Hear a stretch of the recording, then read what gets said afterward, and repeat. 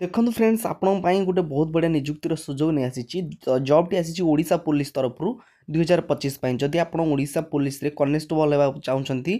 तो 4806 पोस्ट बाहरी निश्चित भाव भिडियो शेष पर्यटन देखूँ केवल 10th पास मागुची जदि आप 10th पास करिया लेखा पढ़ा जानते तो निश्चित भाव ये चाकरी पाइपर भिडियो शेष पर्यटन देखूँ भिडियो पसंद आसले भिडियो गोटे लाइक करूँ और सांग सहित सेयार करूँ कारण आपण सांग भी जदि पकाउछि जदि पाई जाउछि तेबे उपकृत होई परिबो वीडियो को पसंद आसले बहु मात्रा रे गोटे लाइक करिवे तो चलंतु डे न करी आरंभ करिबा तो देखि पारुथिबे तो जॉब टी आसीछि Odisha police state selection board तरफ वैकेंसी आसीछि टाइप ऑफ जॉब रहउछि ओडिशा पुलिस जॉब पुलिस रे नियुक्ति तो कैटेगरी डिफेंस जॉब एहा को डिफेंस जॉब आपण माने समस्त जानछन्ती नेम ऑफ द पोस्टर ना कोन रहिछि ना कॉन्स्टेबल डिस्ट्रिक्ट अनुसार आपनकर सिलेक्शन करा जिवो तो टोटल पोस्ट रही 4806 पोस्ट आरंभ आपको कही सारी तो आवेदन केमती करेंगे आवेदन करने आपको ऑनलाइन आवेदन करने पड़ो ता सहित ऑल ओडिशा कैंडिडेट ओडिशार समस्त प्रार्थी ये आवेदन करेंगे केवल ओडिशार माने पोस्टिंग कौटी पाइबे ना ओडिशा रे केवल ओडिशा रे ही पोस्टिंग पाइबे जेकोसी जिले में पोस्टिंग पाइपर तो लास्ट डेट बहुत शीघ्र आसी जाऊँगी जेंडर कथा कह गले बहुत मेल एंड फीमेल पुओ झील उभय ये आवेदन करेंगे ता सहित क्वालिफिकेशन कौन मागुची भाई ये मोस्ट इंपोर्टाट ये मन रखी था कनेस्टेबल 10th+2 जदि आप 10th+2 पास करते निश्चित भाव ये आवेदन करेंगे ता सहित आपन को ओडिया लेखिबा पढ़िबा ता सहित आपणकर कहवा ये 3टी जिनस आसुथिबो जदि कहवा माने पढ़िबा लेखिबा सब आसुची तो निश्चित भाव ओडिया जदि आसुची तो निश्चित भाव जॉब आवेदन करेंगे ता सहित आपण जड़े भारतीय नागरिक होइथिबा दरकार आपण तो समस्ते भारतीय नागरिक निश्चित भाव ये आवेदन करेंगे एवं आपण कौन ना आपण जड़े भल क्यारेक्टर होइथिबा दरकार आपणकर क्यारेक्टर भल थिबा दरकार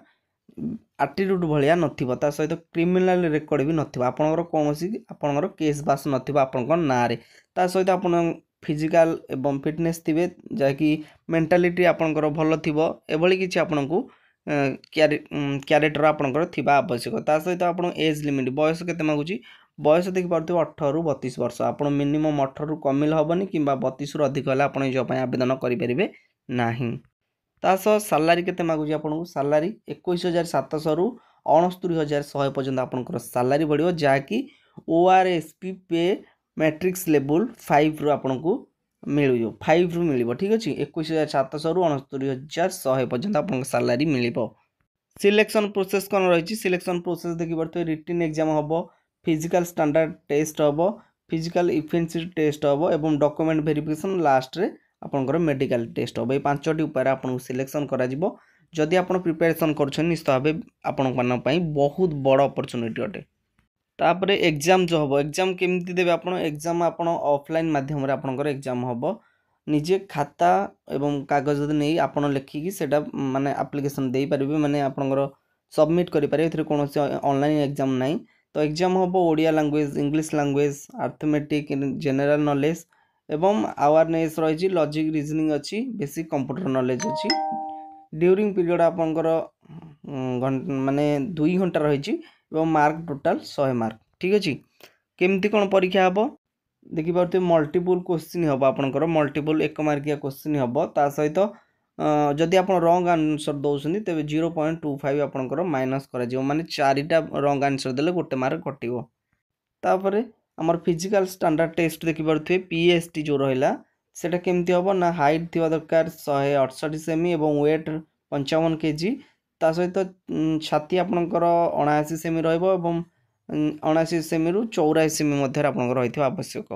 एगुड़ा गला ओबीसी और जेनेल एससी एसटी कौन एससी एसटी रही 163 सेमी आपंकर हाइट थी दरकार और 50 केजी वेट 76 आप चेस्ट आउ एक्सपेक्ट आपंकर 81 सेमी आपको छाती और झील पाई कौन झील पाई 158 सेमी आपंकर हाइट थी दरकार 47.5 KG weight chest not required ठीक अच्छे एवं एससी एसटी पाई सेमती 153 रपंकर हाइट एवं आपंकर वेट रही 45 केजी टोटाल ठीक अच्छे वेट ता सहित फिजिकली इफिशिएंसी टेस्ट हम पीटी जहाँकि 1.16 मीटर आप रनिंग करेंगे मात्र 7 मिनिट आप रनिंग करा पड़ो तापर लॉन्ग जंप आप 3.66 मीटर करेंगे आपण मैंने 12 फुट करेंगे जहाँकि 3टा अटेम्प्ट आपको मिल ठीक अच्छे। फीमेल भी सेमती 1600 किलोमीटर रनिंग कर 9 मिनिट रे एवं 2.75 आप लॉन्ग जंप हम मान 9 फुट लॉन्ग जंप हम 3टा अटेम्प्ट आपको मिल। आप्लिकेसन फी कथा कह गले सबु कास्टर पे मागणा कौन से आप्लिकेसन फी देवाक पड़ो ना जेकोसी कास्ट रही आप फीमेल भी मागणार आवेदन करें। डॉक्यूमेंट कौन कौन आवश्यक यहाँ मोस्ट इंपोर्टाट आप 10th रखिए डॉक्यूमेंट +2 डॉक्यूमेंट स्कैन सिग्नेचर करेंगे सिग्नेचर स्कैन कर रखिथे और कास्ट सर्टिफिकेट ओरिजिनल आधार कार्ड रेसिडेंटियल सर्टिफिकेट और पासपोर्ट साइज फोटोग्राफ रखिए आपणकर रजिस्ट्रेशन नंबर निहाती भाव एवं